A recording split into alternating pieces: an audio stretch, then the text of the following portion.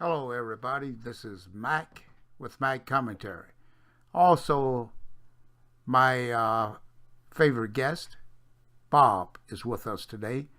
You know, a lot of things have been happening here over the last 24 hours. We've heard that actually over 63 is 3 days. We've heard that there was some bombing going on. Chemical war weapons were being used over in Syria. And it seemed like our president, Donald Trump, responded to that by sending off maybe probably 59 cruise missiles.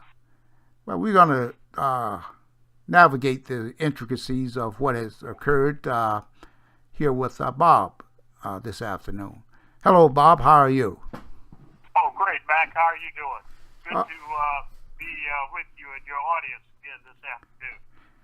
Great, Bob. What do you think about the impact of the launching of the missiles by President Trump against the air base over in Syria? Mac, I thought that was really a very artful and a masterful stroke of the presidency. President Trump is a very assertive president, and I think it carries over from his assertiveness as a businessman. I mean, he didn't draw any line in the sand when he saw those portraits of those innocent babies being killed. He thought and he knew that he was dealing with a buffoon and a fool in Syria, and he wanted to send him a message that look, you know, regardless of what the people here in America say that I'm a false president by accident. I am not that at all. I am a very assertive president, and to show you how resolute I am in my assertiveness, here's a couple of bombs for your backyard. Just be grateful I didn't drop it on your house. I only put it in your backyard.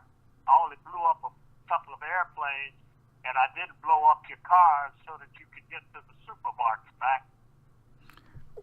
Well, Bob, do you think that I can understand why Trump reacted the way he did, and no doubt that just about any other president would have responded in the same manner, maybe not as aggressively as he did.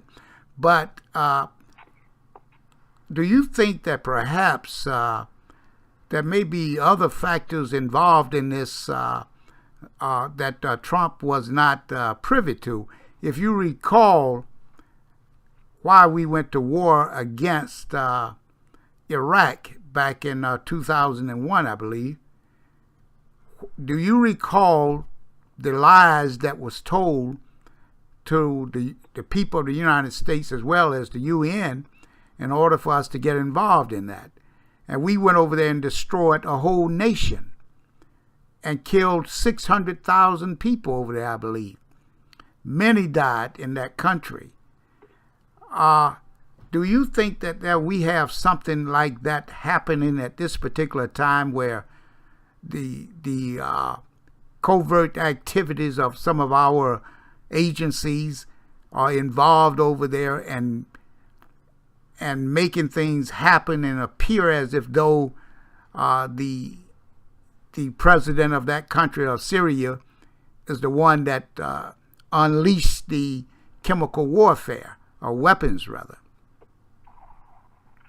Yes, I do. As a matter of fact, I think that makes a lot of sense. But you know, when I look back, the wars that I'm familiar with here in America, I mean in the world, perpetrated by America, have all been based on lies. You look back at the Vietnam War, that was started by Johnson based on a lie about a gunboat being fired upon in the Gulf of Tonkin.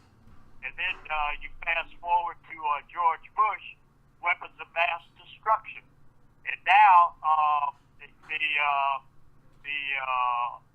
gas attack of the people I agree with you that every war and I think that the reason that well, first of all, let me finish this. I think that every war that I've been familiar with since Vietnam has been foisted upon the American people and the American taxpayer by out and out lies. So, but moreover, the reason I think that they do it that way and the presidents do it without the approval of the Congress, because the Congress is supposed to declare a war, but they just go out and do whatever they want to do and call it a police action, so that they don't have to have an opportunity to get the input from the American people. You see, so yes, I think it probably was and is based upon a lie, but I think that our president knows that. Each president knows the lies that he is telling the American people, and it's just a question of whether or not we accept the lie. And apparently, we have accepted this lie, because if you look at it, President Trump is being celebrated for his assertiveness and dropping those bombs on Bashar al-Assad. Well, then that means that not only has the president been manipulated, but many of our government officials and politicians, as well as many of the citizens of this country, have been manipulated also to believe the lies that is being perpetrated by the people of our covert agencies. Then, but who will? I think we have to get down to this, Bob. Who will benefit mostly from what is happening over there, and what is the bigger picture that may be involved here? Well, I mean, the beneficiaries have always been the beneficiaries. You got to go back to the people, the 90 or the 1% of the people who control the wealth of the world. You got 7 billion people on this planet, 7+ billion, and 6 guys in America have more wealth than over 50% of those people, man. So, it doesn't take a lot. If American people would do their research, they could find out who would benefit, in response to your question. But most of us are lazy, man. We don't want to, we don't want to do the research and find out how we're being manipulated. 90% plus of us, back, are like rats on a training wheel. As long as you give us something to eat and show us where to go to relieve ourselves, we're going to be fat, happy, and sexually active. Right, and I think that right now we don't want to get too deep into that, but one of the things that I'm noticing that is how the population and much of it has started in the African American community, but is also expanding out into the more mainstream population right now. And let's get back to that subject of something we discussed once before called entrainment. Perhaps you could enlighten the audience on this entrainment that's going on right now in these United States and the world as a whole, Bob. Well, I can't give as in-depth a discussion of that as I would like to, but there's so many of us psychiatrists, psychologists, psychotherapists who understand this that concept so much more thoroughly than I. But let me tell you what I do know. If you take, as I said, like we're like rats on a training wheel. If you take us from the time that we're kids and you tell us certain things, we'll believe it. And then as we get older, we're acclimated to that belief, and we get that same kind of understanding when we get to a school. It's just like Pavlov and the dog. At some point you just ring the bell and the dog starts salivating. Well, we as human beings can be trained just like that. And the psychologists and the psychotherapists, they know that. 90% of us as human beings are just like that. And what do? They use whatever it takes in order to keep us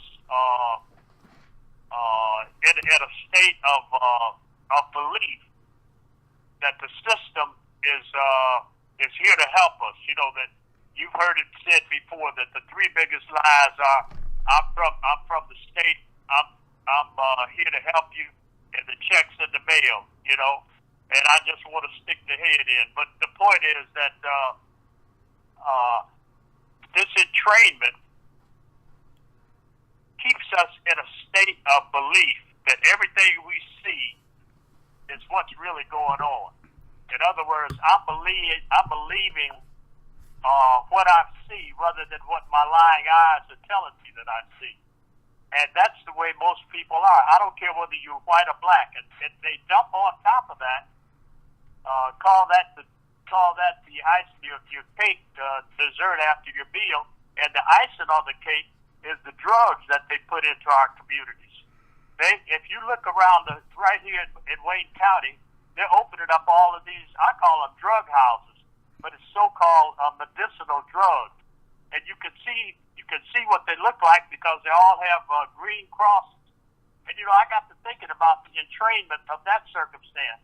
Here they use a cross that looks similar to a crucifix as their emblem. You know, like the Red Cross. Well, this is the Green Cross. In other words, this is the dope house. So you've been told that, you know, if you use medical marijuana, it'll help you do this and that. That's a lot of nonsense. What you're doing is you're creating, particularly in Wayne County, which is, you know, pretty heavily black and Mexican American, future dope users. And the county executive in Oakland County, where the population is overwhelmingly Caucasian, he said, look, you're not going to put that stuff over here in our neighborhoods. If the Caucasians over here want their dope, they're going to have to go across 8 miles into Wayne County. Well, isn't that, Bob, isn't that the way it has always been perceived? That here recently, I guess about a year ago, I read somewhere on the east side of Detroit, they found 4 or 5 young white people in a vehicle, and they were all from Grosse Pointe, I believe, where they had been shot up. They didn't go into quite a bit of detail about that, but my understanding is they were over in Detroit buying drugs. That's right. That's right. And this has been something for decades that's always been put out there, that the Suburban Knights, they come into Detroit to secure their drugs. That's exactly right. So, well, Mac, I can tell you this: when I worked, and you know this, but perhaps your audience doesn't. I worked for 2 mayors. I worked for Mayor Roman Gribbs, and I worked for Mayor Tolman Young. And the department that I was the deputy director of handled at that time the heroin, the methadone that was distributed to heroin addicts in the city of Detroit. The population of which was overwhelmingly the black population. And in order to get the money from the National Institutes of Health to distribute the methadone to this population of heroin addicts in the city of Detroit, and this would have been in the 70s, we had to send in quarterly reports as to how many drug addicts we were treating. And back then, the statistic was about 50,000 heroin users in the city of Detroit, the population of which more than 90% was black. All right, fast forward the tape to today. President Trump, when he was running for president, I remember him saying at one of his rallies that he had just visited New Hampshire, and he said it's such a beautiful place, and he had never been there in an automobile, but now he's riding around. So he said he went to these little hamlets driving through it, and how beautiful they were, and he would stop and he asked the people, what is your number one problem here that I can help when I become president? They told him the overwhelming problem in their communities was heroin. he said he promised them, when I become president, I'm going to do something about this heroin addiction. Well, it has taken on a different seriousness today because it's overwhelmingly in the white population, in the Caucasian population, and that's understandable. I mean, when the Caucasian population starts to catch a cold, the black population or the so-called minority population has already died from pneumonia. So, but they're beginning to catch a cold and catch pneumonia as well, and now it's become very serious. That's all a part of that whole entrainment. Well, and also nothing was. I can recall back in the 70s and 80s, early 80s, how there was a lot of emphasis placed on heroin in the black community, and trying to get the kingpins of that particular that was pushing that drug. And but then in 1984, I recall how crack cocaine came into being the so-called drug of choice, but no one's talked about heroin anymore. That, as I recall, and right. for the last 5 decades or three or four decades, no one has talked about heroin addiction in the black community. It's only recently when a lot of the people, and they mainly in the mainstream of the society, had access to prescription drugs that contain the opioids, that they began to go from the prescription drugs as the drug of choice, which was a gateway drug, to the heroin. And when the exactly. and when that community started to getting addicted to street heroin, then it became a big problem. But it was never a problem, as big a problem, in the black community. Is there a reason for that, Bob? Well, you remember how they used to, you damn betcha. There's a big reason for it. In fact, look, the reality is that we are a useless people in America. I mean, and I know that sounds very harsh. It's going to hurt a lot of your audience's feelings. It's, why would he say something like that? But the reality is, Mac, we are useless. Not only are we useless to the majority population, but really we're useless to ourselves if we're honest with ourselves. I mean, and so what you do is, it's just like if you have, every Thursday I set my garbage out for the garbage collectors to collect. Well, I know, again, this is going to sound harsh, and I don't want to offend anybody, but in the eyes of a lot of people, we are like garbage. You have to get rid of us. And what better way than to get rid of you than that you get rid of yourself? And so if we put heroin and crack cocaine and now, like you characterized it correctly, a gateway drug, marijuana, for medicinal purposes. Now, when you and I were kids, what kind of medicinal purpose would we have used marijuana for, other than to get high? You see what I'm saying? Exactly. So what is the medicinal purpose? There is no medicinal purpose other than to get high. It's just like you don't go into the liquor store and buy a bottle of liquor because you want to come out and be depressed. You might get depressed if you drink too much of it, but your initial objective when you drink that liquor is to get a feeling of uplift. Well, that's the same thing you're going to get when you smoke a joint. And once you smoke that joint, you'll get an uplift. Well, if you can get a bigger uplift from heroin or cocaine, what are you going to do? You're going to stop the gateway drug, as you aptly called it, to the heroin or the cocaine. Well, and we're talking billions upon billions, perhaps trillions of dollars. But you don't hear anything about that. Well, so who benefits? Go back to your original question. Who benefits from this?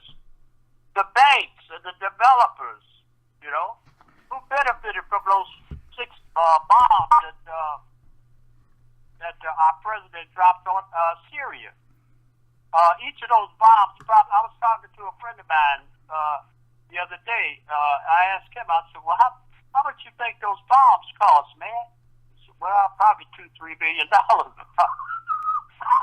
said, shit, $100 to $200 million just for that little exercise? He said, oh, yeah.